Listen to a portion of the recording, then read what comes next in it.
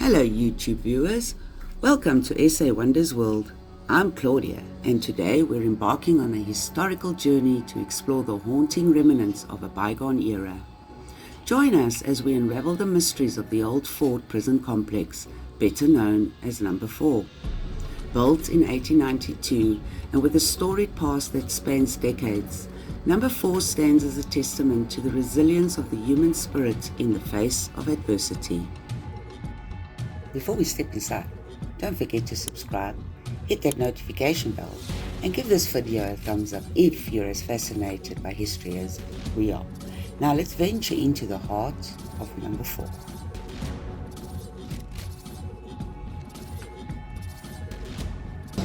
Prison back then in Johannesburg. So this is where the first violent gangs were established. Some of these gangs today are known as the Numbers gangs, mostly dominating Cape Town.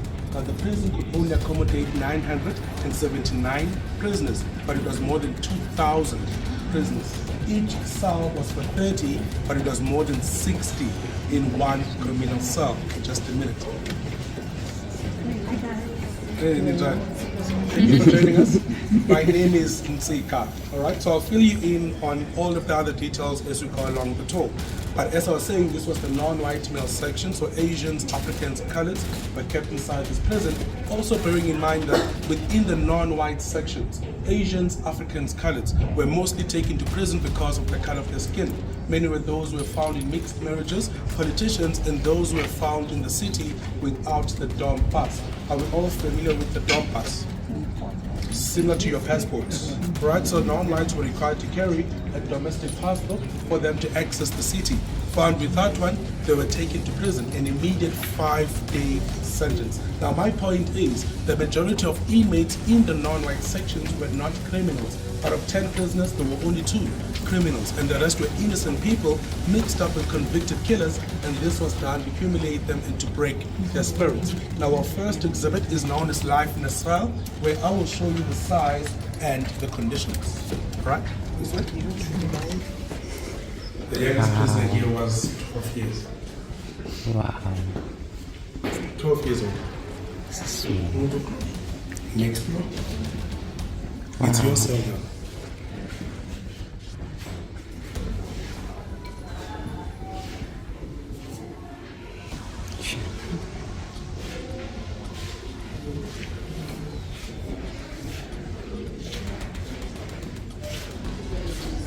That's how they slept.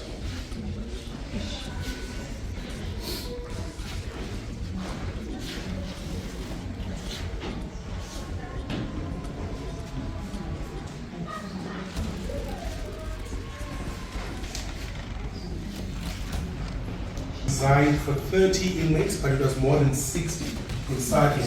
There's also insufficient light coming in. Just an example would be, this is how dark it would be on a day like this.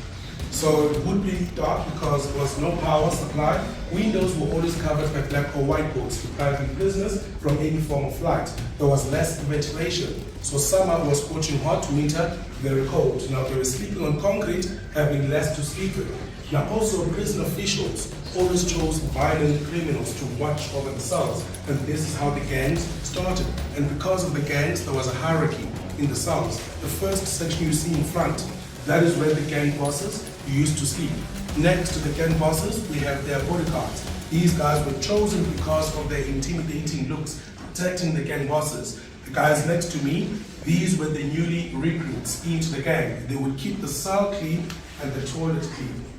One toilet, no privacy, more than 60 inmates. These guys had to attend to the blocked toilet. The tools to clean and unblock the toilets were not provided, so they used their hands and feet. These guys over here, these were the underlings, sleeping in opposite directions, trying to make more space. They would sleep all the way to the end of the wall on top of each other, just like sardines. Now the small panel over here shows you the bedding supplied to each prisoner dating back to 1970. So the white prisoners had a divan or 2 sleeping mats if floor space is limited, a mattress and pillow, 3 blankets, 4 sheets, 2 pillowcases, and a bedspread.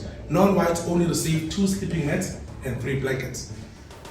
That should show you the level of inequality happening inside a prison at the time. Any questions? Were subjected to slave labor. So they were going into the farms, the mines, the buildings you see around Johannesburg were built by black prisoners. So those were the guys who were out of the prison cells from 8 a.m. until 2 p.m.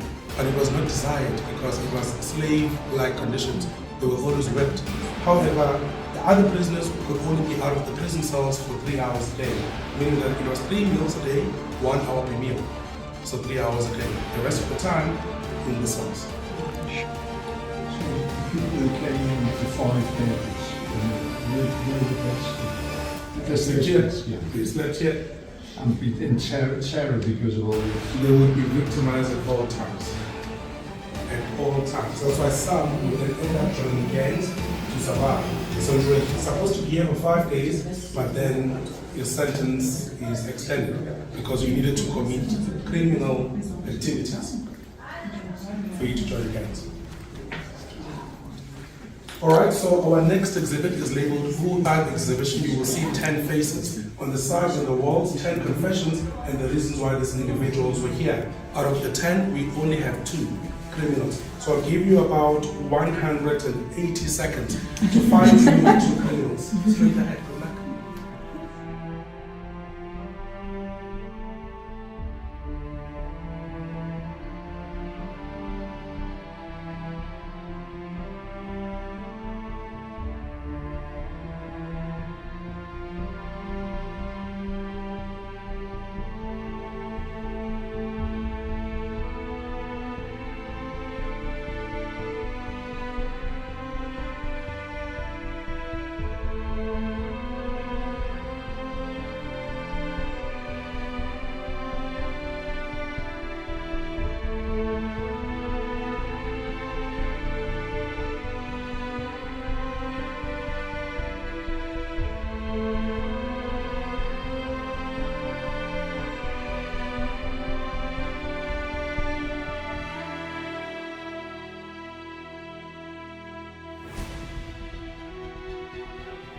The guy that you pointed there, an Indian man, Krimanagi, was taken to prison for helping a political prisoner escape from prison. So, the second guy on the right, Jack Mabaso, taken to prison for handbag snatching, who was a non-violent criminal, however becoming more violent in prison by joining various gangs to survive. He also became the most notorious gang boss in the prison because of the conditions. The guy got a picture. Nongolo Samatego was taken to prison for attempted murder. He also led a political organization that used to behead white policemen, put the policemen back on the horse and send the horse back to the police station. In prison, he started the most notorious gang known as the 28. Today, this is a gang that believes in money, killings, drugs, and in prison, rape. So the reason why we don't put up a picture of him is because we cannot celebrate a violent person in a heritage site. The rest that you see, political leaders, has no offense. So this talks about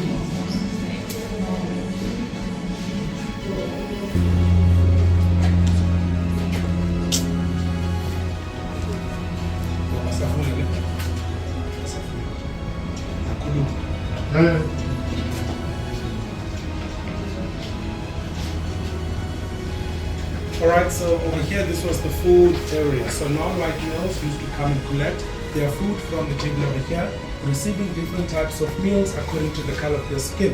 The food was always prepared at the old fort, the white meal section. Looking at the second panel, you can see the new diet introduced in 1970. The first meal you see is mealie meal. Are you familiar with mealie meal? Grind it corn into powder, we call it pap. Similar to polenta grits. So this was served mostly to colours and Asians. Meal is corn only served to Africans. Bread was not served to Africans because of humiliation, meaning that white prisoners received white bread because of the color of their skin. Colours and Asians, brown bread. Not well poked, because brown is healthier. So Africans never received any bread. Instead, they received the third meal from the bottom. It's called Puza Mandla. Puza is a Nguni word meaning drink. Mandla is power, energy drink. Now this was a fortified powder drink. They were forced to have that because they were the ones doing hard labor in farms and mines during the day, but also finding out that Puza Mandla contained chemicals that made the African males sterile. So that's why it was given to them, so that they cannot reproduce. Now, before the 1970s, the diet for non-whites was meatless, but for the first time in 1970, they started to receive meat or fish 4 times weekly with their meals. Now, if you look at the 4th panel, so 1, 2, 3, 4, the last paragraph, it tells you supper was a mixture of old, rotten boiled fish. The stink would reach the prisoners permeating from the old fort kitchens before it arrived in number 4. By the time it arrived here, it was hardly recognizable as fish. They could not eat it because of the smell, and it had hundreds of thin bones. On the day, they could also be served raw pig skins. This was a way of making them lose their appetite, forcing them to give in to the apartheid system. As if that was not disgusting enough, over here we have these metal objects. The first one inflicts on the filthiness of this prison. Dishes were supposed to be washed once every 3 months, but they were not washed at all. Prisoners ate from dirty, rusted dishes for more than a year. This was the quantity of food that they received, 3 meals a day. The last meal for the day was at 2 p.m. On Sundays, 12 p.m. That was supper. Christmas treats, 1 pint of coffee or tea with the 1 ounce of sugar. For non-whites, 1 pound of cake or pudding for whites on Christmas Day. Any questions? Glad it's over. The life is over. I'm glad it's over. That is over. That's hard. That's, yeah. Because this was a death camp. Yeah. It was a death camp. The prison itself was designed by psychologists. So they made it easier for prisoners to die from natural causes instead of white officials getting physically involved in the deaths.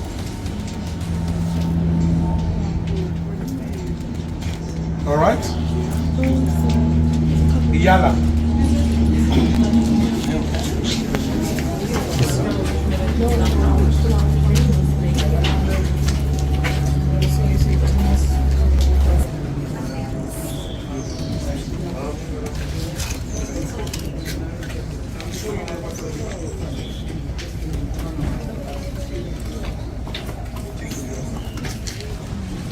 Total, there were only 14 of these toilets for more than 2,000 prisoners. The corrugated iron was only introduced in 1981.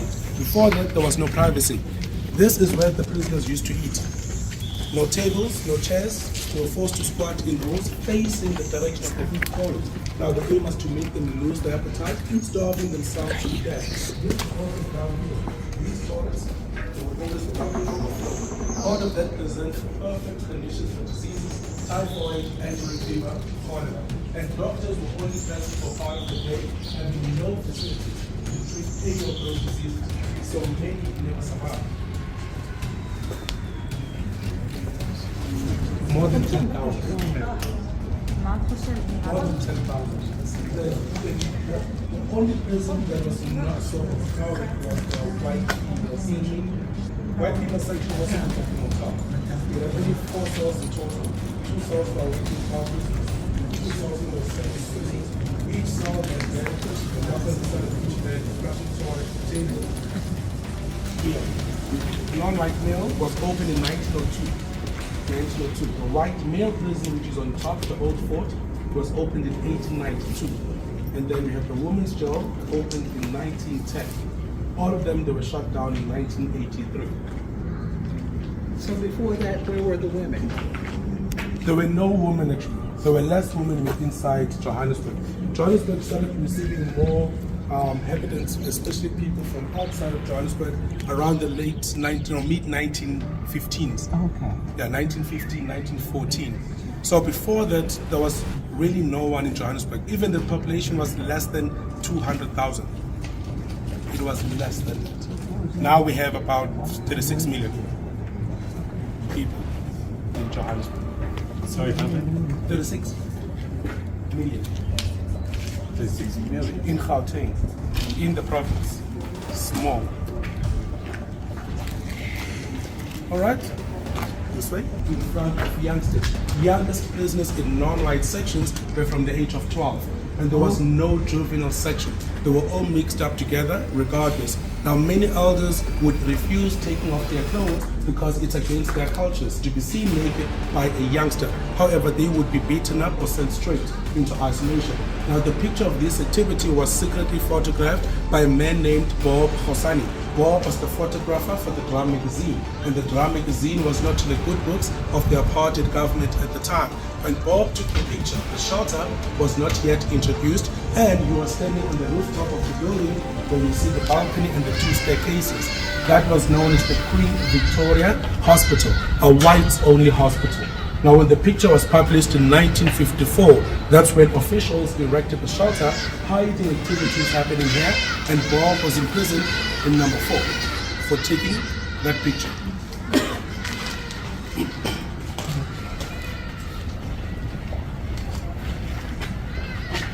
It's not just land or influence, it's human beings. So for me, it's more education, more than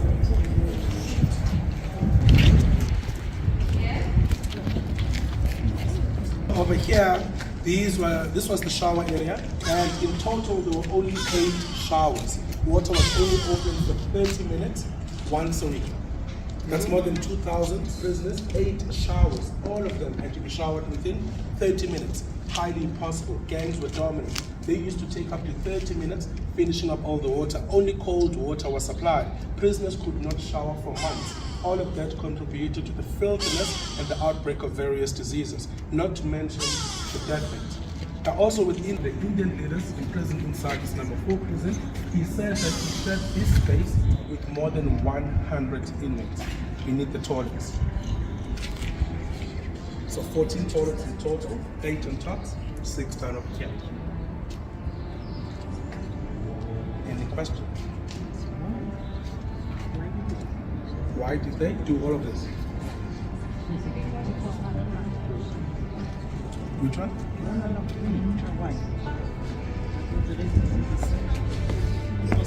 So remember, as I said, so after the Second World War, we used to decide across the world to make sure that we're really inside great discrimination. So what the psychologists did was to make sure that the white officials are not physically involved in killing the people.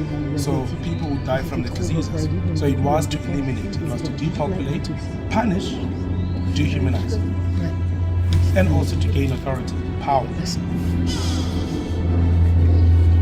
Not that I'm justifying it, just answering why.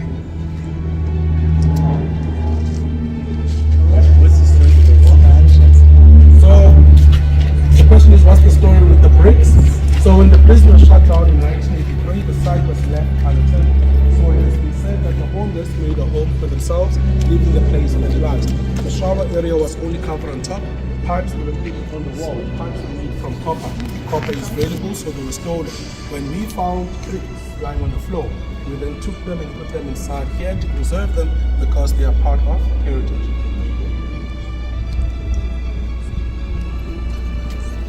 Women's over. This one. So the reason why the prison was shut down in 1983 was the fact that many of the children's officials, the white officials' kids, were becoming sick from the diseases, and there were no facilities. So they were dying. So then they said it's a health hazard. Then it was shut down. That was the main reason. Alright, so here we have these 2 exhibits. The one on your right is known as Power and Punishment. Now this talks about the flogging that used to happen in the old fort, in the hospital courtyard of the fort. The punishment was always supervised by a white doctor who was only there to see if the individuals were still conscious enough to get more beatings. Administered only to black prisoners and black outsiders, those were sentenced to punishment. In many cases, the only reason why a black prisoner would be chosen for punishment, it was a way of teaching new white prison guards how to beat up a black person. Many would not survive the punishment, but their post-mortem would still say they died from a cold, not from the punishment. So in here we have a box. Looking through the glasses and behind the box, you are able to see the original torture and punishment tools that were used up until the mid-1980s. This is considered to be more disturbing. So an alternate exhibit, Resistance and Resilience, where you will see blanket and soap sculptures made by 2 ex-prisoners who returned to show us their creativity and what they used to do to pass time in prison. So I'll give you another 240 seconds to see both or one. Up to you. Oh, wow.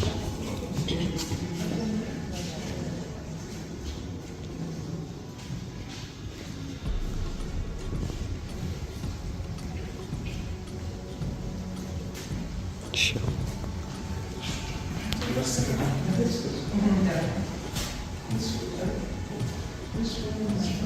Blanket sculptures. So it's sculptures that they made to cope with the prisoner.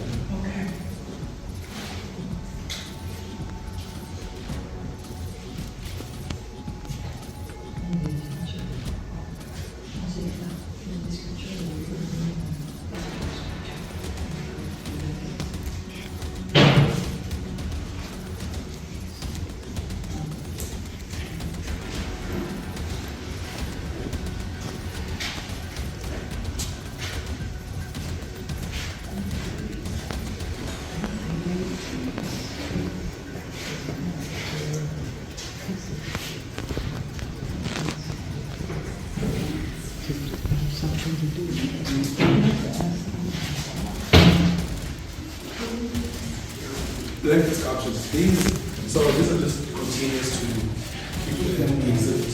Oh, okay. And the same.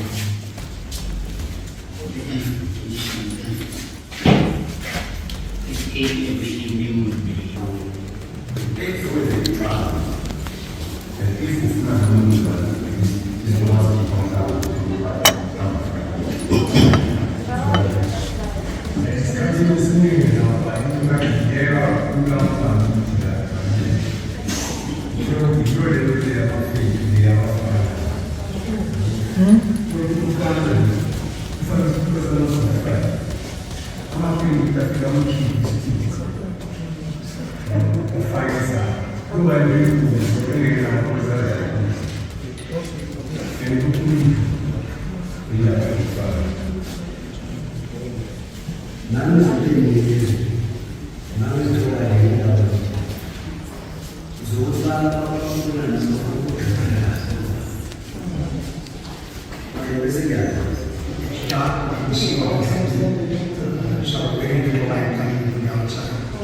And at some point, I mean, we just heard a lot of commotion. What had happened, this youngster said together he wants to go to the room. And he came back with a couple of the heavy dust. We couldn't see what was happening. It was quite frightening.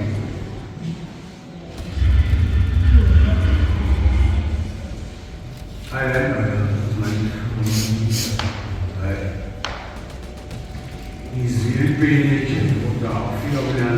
All right, prisoners, time to go.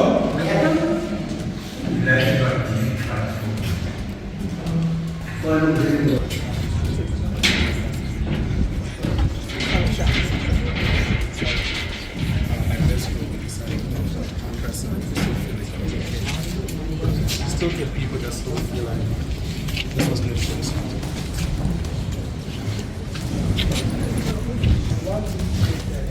Many politicians were the ones detained indefinitely in isolation.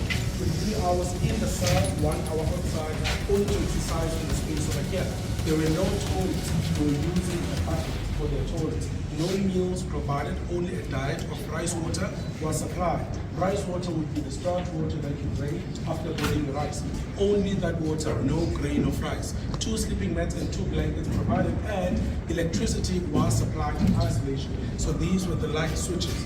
operating from outside and easy way for officials to play with the lights, disorientating the inmates. Our prisoners could be kept in isolation for 30 days maximum, but there was no administration. Many were detained in here for over 12 months. They would never survive because they were lacking nutrition. There were also those who were becoming mentally disturbed, and officials would not consider them mentally sick. They were considered to be disobedient. That resulted into more punishment, where the prisoner was taken out of the cell, stripped naked, taken to the cell with the kids. The gate would always be closed and locked, and the door was always kept open. Every hour, the prisoner was hosed down with cold water. In many cases, officials would take the buckets from each of the cells and empty them out in that cell, kept in there for countless days. Under those conditions, no prisoner came out alive. Today, that cell is known as the most haunted cell in the prison. Alright, so we know this is the cell that you want. Close the doors for 23 seconds. Trust Casper, our friend.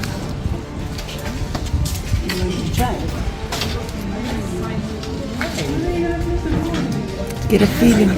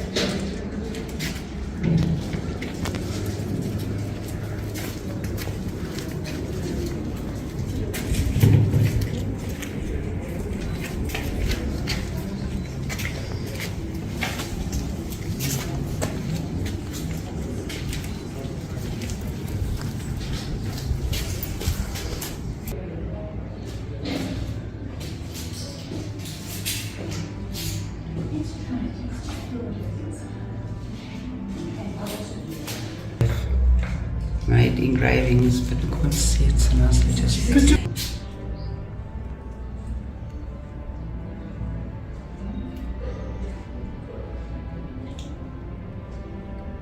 So why? Do you understand that? South Africa. So the prisoners compared the conditions of the new prison to that of the resort. They received plates, clean food. They also received beds, mattresses. They didn't have to go into hard labor. They could stand in the courtyards and have a chat under the sun. Sun City. Even today, Sun City is considered to be the mother of all prisons, meaning that ex-prisoners would rather commit small crimes just to return to Sun City. I'm not promoting the prison. Alright, so after the tour, if you do have time, there are exhibits that you may come back to see. So we have the Mandela Gandhi exhibition. Now this talks about the similarities between Nelson Mandela and Mahatma Gandhi. Says that although they never met, they share similar ideas. Then just on top of it here, we have the Mahatma Gandhi permanent exhibit that talks about Mohandas Karamchand sailing to South Africa in 1893, only as a lawyer, becoming a political activist, spending 21 years in South Africa, fighting for Indian rights and being imprisoned here for 4 times. Also, it explains his life back in India until he was assassinated in 1948. So these exhibits, very interactive and self-guided. After the tour, you may come back and have a look inside them. So from here, I'd like to take all of you to the Constitutional Court, releasing some of you in good behavior. Mandela. So Nelson Mandela was the only black president to be kept in the court in the white section. This was in 1962. For 2 weeks, officials were trying to fight his So we do have